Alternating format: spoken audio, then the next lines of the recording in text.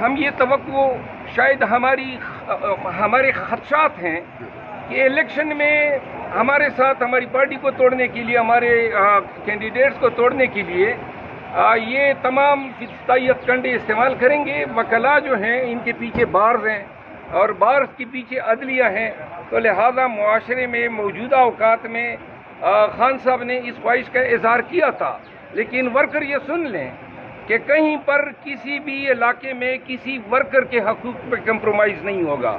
جہاں پہ ضرورت ہوگی شہری علاقوں میں اور جہاں پہ ضرورت ہوگی خان صاحب مناسب سمجھیں گے تو وہاں پہ مضبوط امیدواروں کو لانے کے لیے وکلاء جو ہیں، اور وہ کافی وکلاء ہزاروں کی تعداد میں اب پاکستان تحریک انصاف میں شمولیت کر چکے ہیں۔ انشاءاللہ وکلاء جو ہیں آنے والے پارلیمان میں خان کے شانہ بشانہ انشاءاللہ بیٹھے ہوں گے۔ اور لیول پلینگ فیلڈ نہیں دیا جا رہی، کیا پاسبل ہو سکتا ہے کہ آنے والے الیکشن میں عمران خان کی جانب سے بائیکاٹ کا اعلان کیا جائے؟ کیوں کریں ہم بائیکاٹ؟ ہم کوئی شودر ہیں یا ہم کوئی ہندوستان سے آئے ہیں یا ہم کوئی افغانستان کے مہاجرین ہیں؟ ہم پاکستانی ہیں۔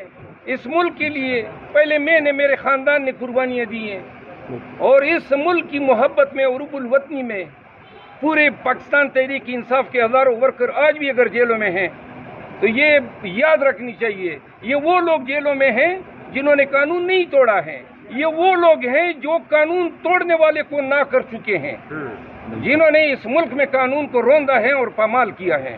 ہم دھڑلے سے، ڈنکے کی چوٹ پہ الیکشن بھی لڑیں گے، ہزاروں لاکھوں کی تعداد میں ہماری الیکشن کیمپین بھی ہوگی، اور اس عوامی سیلاب کو کوئی مائیکل لال روک نہیں سکے گا۔ آنکھوں میں آنکھیں ڈال کے نکلیں گے، اور یہ بار بار ہم کہہ چکے ہیں۔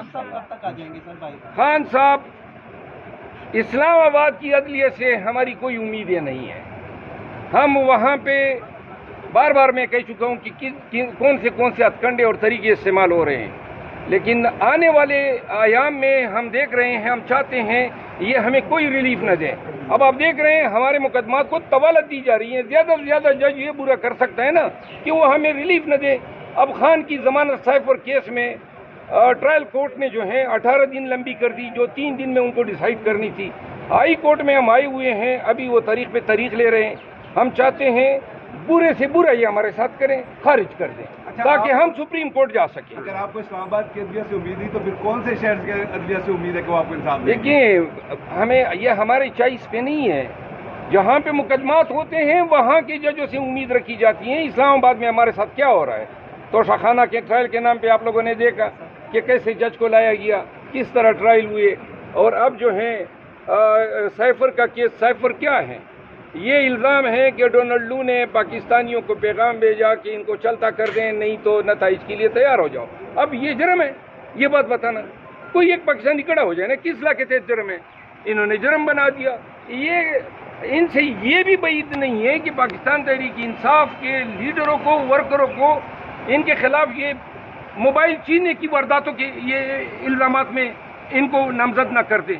ان سے یہ بھی بعید نہیں ہے کہ یہ بارڈر پہ ہونے والی ٹیررزم میں بھی ہمیں ملوث نہ کر دیں۔ کون سے کیس؟ اب یہ پرویز الہی کے ساتھ کیا ہو رہا ہے؟ اس کی عمر دیکھیں، ان کے ساتھ جو کرتوت اور ان کے ساتھ جو رویہ رکھا گیا ہے، کبھی اسلام آباد، کبھی پنڈی، کبھی لاہور، ایک کیس دوسرا کیس۔ یہ انسانیت ہے؟ اس سے زیادہ تو کوئی فستائیت اور اس سے زیادہ بے شرمی تو کسی سویلائزڈ معاشرے میں اس کا تصور نہیں کیا جا سکتا ہے۔ Thank you so much.